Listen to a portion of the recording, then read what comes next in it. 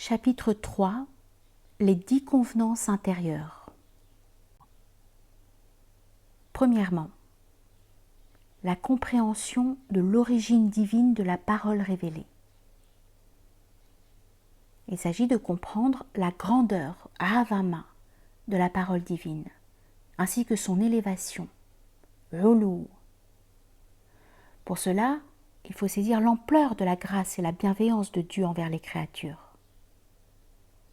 Par sa grâce, il fit descendre sa parole, de la majesté de son trône jusqu'au degré de compréhension de ses créatures. Le lecteur du Coran doit donc prendre en considération la façon dont Dieu exprima les significations de sa parole, laquelle est un attribut éternel, en termes compréhensibles pour ses créatures. Cela revient à en prendre en considération comment cet attribut se manifeste à travers les lettres et les sons humains.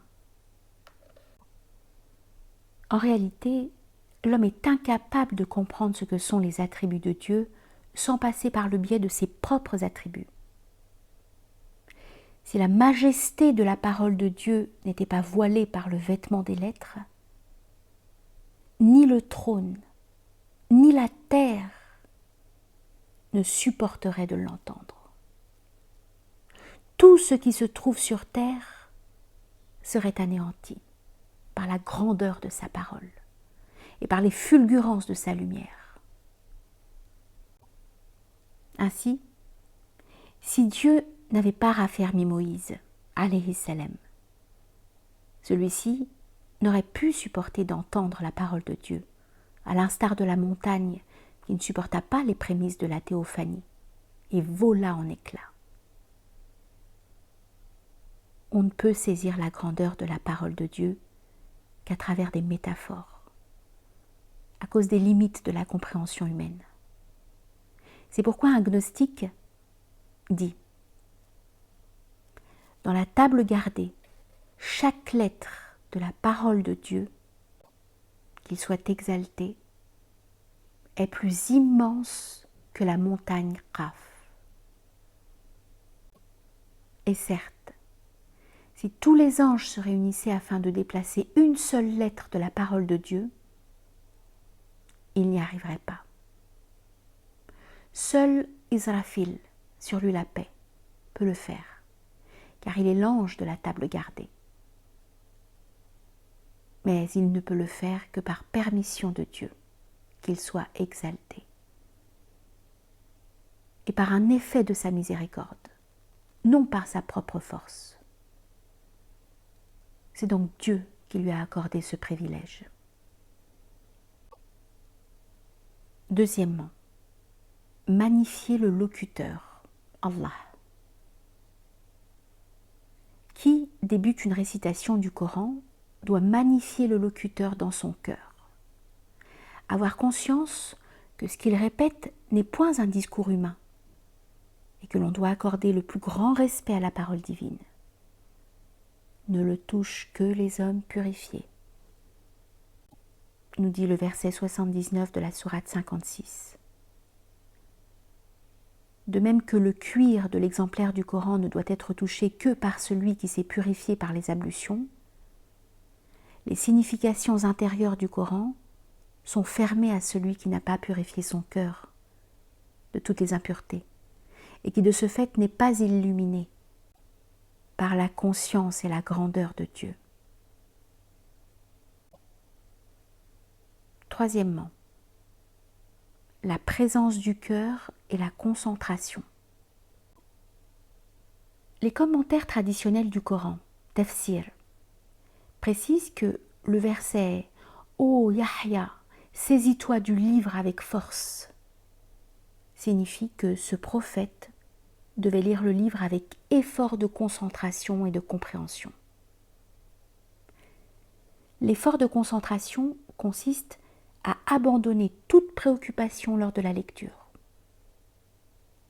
On demanda à un homme spirituel : lorsque tu lis le Coran, ton âme pense-t-elle à autre chose ? Il répondit : existe-t-il une chose que j'aimerais plus que le Coran et à laquelle mon âme pourrait penser? Quatrièmement, la méditation, tadabbur. La méditation constitue un degré supérieur à celui de la présence du cœur. Il est en effet possible de réciter le Coran en fixant son attention sur la récitation sans pour autant en méditer le contenu. Or le but, maqsoud, de la récitation du Coran, c'est la méditation. C'est en vue de cela que la tradition sunna a instauré la pratique de la psalmodie lente, tartil, laquelle, tout en étant une pratique extérieure, permet d'atteindre intérieurement la méditation. Ali radhiyallahu anhu a dit: il n'y a aucun bien dans un acte d'adoration accompli sans connaissance, ni dans une récitation du Coran sans méditation. Cinquièmement, l'accès au sens, tafahum. L'accès au sens consiste à dégager de chaque verset les significations qui lui conviennent. Ainsi, les grands thèmes du Coran sont les attributs de Dieu, qu'il soit exalté, ses actes, les œuvres accomplies par les prophètes, sur eux la paix, le sort de ceux qui leur furent hostiles et la façon dont ils ont été défaits, les ordres et les interdits de Dieu, le paradis et l'enfer. Sixièmement, se défaire des obstacles à la compréhension. La plupart des hommes sont privés de la compréhension du Coran à cause des voiles que le diable a disposés dans leur cœur. C'est ainsi que les cœurs deviennent aveugles aux merveilles des secrets du Coran. Le prophète alayhi salatu wassalam a dit: sans les démons qui entourent leur cœur, les fils d'Adam pourraient voir le monde spirituel, Malakut. Or, les significations du Coran relèvent du monde spirituel. Tout ce qui échappe à la perception par les sens et ne peut être vu que par l'œil du cœur relève du monde spirituel. Il existe 4 voiles empêchant la compréhension, qui ne seront pas développés dans cette lecture. Le premier voile consiste à se détourner de la signification du Coran au profit de la concentration sur la prononciation des lettres. Le second voile provient de l'adhésion aveugle à une doctrine reçue. Le troisième voile consiste à s'entêter dans le péché ou à faire preuve d'orgueil ou, de manière générale, à être prisonnier d'une passion mondaine. Le quatrième voile concerne celui qui a lu un commentaire exotérique du Coran et considère que ce dernier rend compte de toutes les significations contenues dans le livre. Septièmement, se sentir le destinataire de la parole révélée. Qui récite le Coran doit considérer qu'il est le destinataire du discours révélé. Ainsi, lorsqu'il prend connaissance d'un ordre ou d'une interdiction, il les appliquera à son propre cas. De même, il se sentira concerné par chaque promesse et par chaque menace du Coran. En entendant les récits des premiers hommes et des prophètes, il doit comprendre qu'ils ne sont pas là pour divertir, mais pour édifier. Il faut apprendre à en tirer une nourriture spirituelle. Huitièmement, être touché par les versets. Le cœur de celui qui récite le Coran doit être touché de manière différente selon les versets. Ainsi, son cœur sera saisi par un état spirituel et une émotion extatique. selon le verset récité. Tristesse, crainte, espoir, etc.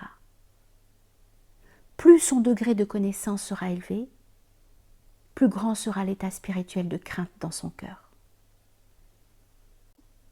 De fait, la majorité des versets du Coran ont pour effet un resserrement intérieur. Et ceux qui évoquent le pardon divin et la miséricorde sont accompagnés de conditions que le gnostique sait être difficiles à remplir. Ainsi, cette parole « Je suis celui qui pardonne sans cesse » est suivie par 4 conditions. À celui qui se repent, possède la foi, pratique les bonnes œuvres et accepte la guidance. De même, les versets suivants mentionnent 4 conditions. Par le temps, en vérité, l'homme est en perdition, à l'exception de ceux qui possèdent la foi, pratiquent les bonnes œuvres, se conseillent mutuellement la vérité et s'exhortent à la patience. Il arrive que toutes les conditions soient rassemblées en un seul critère, comme dans cette parole. En vérité, la miséricorde de Dieu est proche des hommes de vertu. La vertu, ihsan, rassemble en effet toutes les qualités. Ceci est valable pour n'importe quel passage du Coran. Qui comprend tout ce qui précède ne peut qu'être dans un état spirituel de crainte et de tristesse. En ce sens, Hassan al-Basri radiyallahu anhu a dit « Par Dieu, nul ne peut réciter le Coran en y ajoutant foi sans être dominé par la tristesse et voir sa gaieté diminuer, sans être saisi par les pleurs et voir son rire diminuer, sans devenir actif et voir son repos et sa paresse diminuer.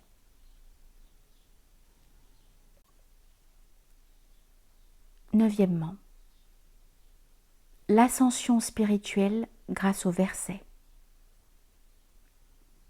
Je désigne par ascension spirituelle le fait de s'élever et d'entendre les versets récités comme émanant de Dieu lui-même et non du récitateur. Il existe en ce domaine 3 degrés.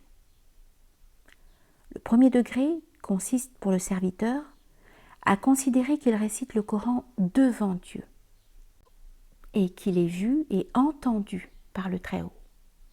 Dans ce cas, l'état intérieur du serviteur pourra être celui de la demande, de l'éloge, de la conscience de sa petitesse et de la supplication. Le deuxième degré est atteint lorsque le serviteur perçoit par son cœur que son Seigneur le voit et s'adresse à lui par ses dons subtils et l'entretien de sa générosité et de sa bienfaisance. Dans ce cas, la station spirituelle du serviteur pourra être celle de la pudeur, de la vénération, de l'écoute ou de la compréhension.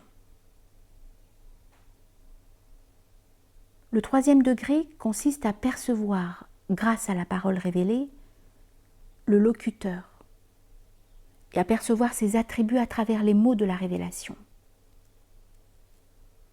Ainsi, qui récite le Coran ne doit pas concentrer son attention sur lui-même, ni sur sa récitation, ni même sur le fait d'être le destinataire des bienfaits évoqués par les versets récités. Toute son attention sera concentrée sur le locuteur.